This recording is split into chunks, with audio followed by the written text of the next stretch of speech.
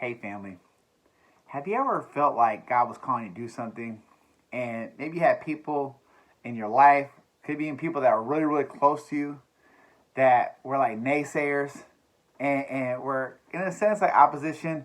They didn't agree with you or maybe thought you had the wrong intentions or maybe they just didn't see the same calling in your life that God saw in your life. So they were like, what are you doing that for? Why are you doing this? And they couldn't understand it. Well, David went through the same thing with his own brother.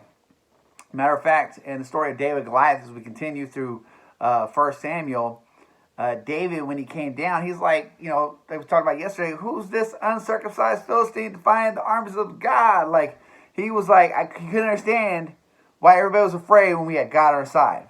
So he's in this battle, but then his brother sees him. And his brother had a different outlook on David's calling than God had. And we're going to see that in 1 Samuel chapter 16, verse 28. It says, Now Eliab, his eldest brother, heard when he spoke to the men. And Eliab's anger was kindled against David. He was furious. And it says, and he said, Why have you come down? And with whom have you left those few sheep in the wilderness? I know your presumption and the evil of your heart, for you have come down to see this battle. Sometimes in our life, people could think, well, you're only meant for this. He thought, well, you're supposed to take care of the sheep. You're not meant for battle. Or they could look at you and see what you're doing and have the wrong perception. They don't know your heart. They're just seeing what they think they see or their own conceptions, and they could think, oh, your intentions are bad when your intentions are for God. And that's kind of how his brother was. And finally, David replies to this in verse 29. He says, and David said, What have I done now? Was it not but a word?